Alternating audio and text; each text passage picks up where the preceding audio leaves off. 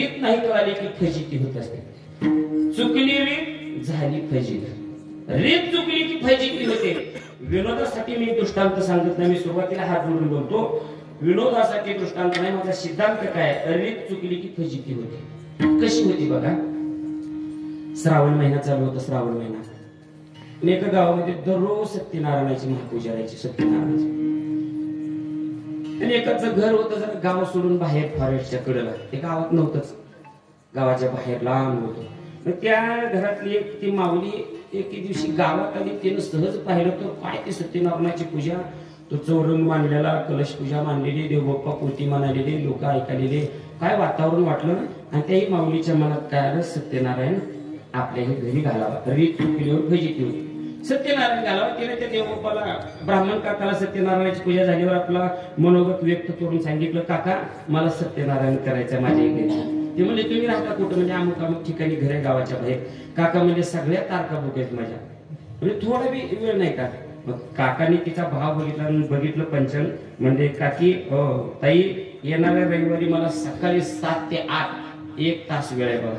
एवढ्या वेळा जमते का तुम्हाला? तुम्ही कधी यावं काका, मला सत्यनारायण करायचं. तुम्ही कधी या.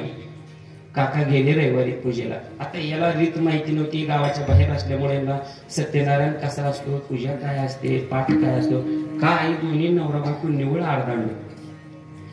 काका गेले पूजेला पंचांग घेऊन, सगळं घेऊन. तर ही माऊली अंगण झाडून सडा टाकत होती शेणाचा.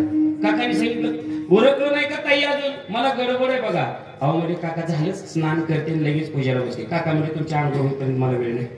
मग मालकाची झाली, मग मालकाला घेऊनच पूजा करतो. चालते का तसं? काय नाही. त्यांच्या कमरेला सुपारी बांधली की पूजा चालू झाली. मग तिला सत्यनारायण करायचं होतं, कुणी करतो कसा ना करावं. याला बसवलं पाठावर, पूजा अर्चा सगळं, ते सगळी काय साहित्य सामग्री घेतली, कलश पूजा मांडली आणि काका पूजेला बसले. अस्माकं सहकुटुंबानां क्षेम स्थैर्य आयु आरोग्य प्रीत्यर्थ पूजनं करिष्यसि. गंधनं चंदनं समर्पयामि, पुष्पं समर्पयामि, धूपं समर्पयामि. आणि काका म्हणले, मम मना. ते आडमुकाड होतं. ते म्हणलं मम मना.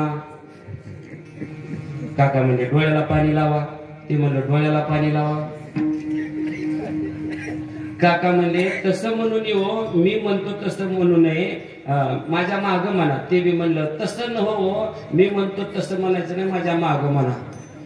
काका वैतागले. काका म्हणले एवढे सत्यनारायण केलो बाबा, पण असला आडमुठ कुठे भेटलं नाही. ते बी म्हणाले एवढे सत्यनारायण केलो बाबा, पण असला आडमुठ कुठे भेटलं नाही. काकाला आला वैताग. काकाने म्हणले आता ह्या माणसाचा समाचार, अरे काय मूर्ख आहेत म्हणजे. ते बी काकाला म्हणते काय मूर्ख आहेत. जे लागली दोघाची सत्यनारायणाची पूजा चालू झाली. तिची शेजारी नाटी हरभरा काढायला जायचं होतं. म्हणजे काकी यायचं नाही आज काढायला. ते म्हणजे आमच्या घरी सत्यनारायण आहे. आणि तुम्ही तर सारवायला लागले बाहेर. नाही म्हणजे मध्ये चाला, तुम्हाला मी पूजेत सहभागी व्हायचं असलं तर भाग. तिनं वाकून बघितलं तर ती काकाच्या छातीवर बसली आणि दणके चालत. म्हणजे तुझा सत्यनारायण तुझी पूजा बाई, मला जाऊ दे काढायला. ती गेली निघून. आता ते काकाचं शरीर काय, पण ह्या आडमुशी गावाच्या बाहेर आली. ते ऐकत आहे का असा निभाव घेतला काका.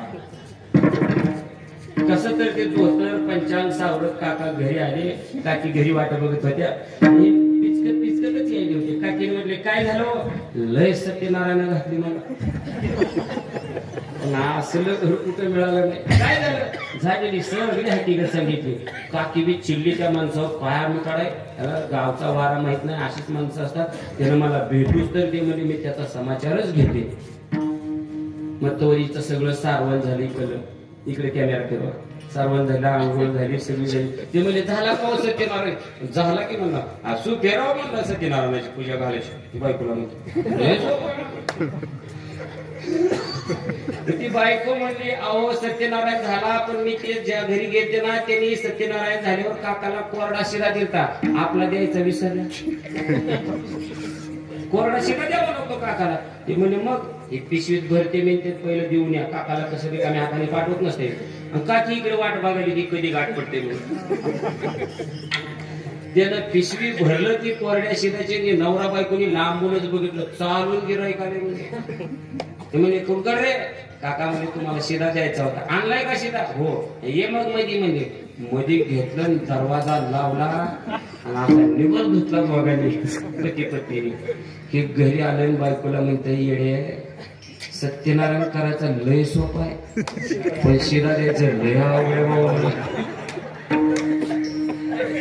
मला दृष्टांत संपला सत्यनारायण करायचं अवघड नाही पण याची सत्यनारायण करायची रीत चुकली काकाची बी फजिती करणाऱ्याची फजिती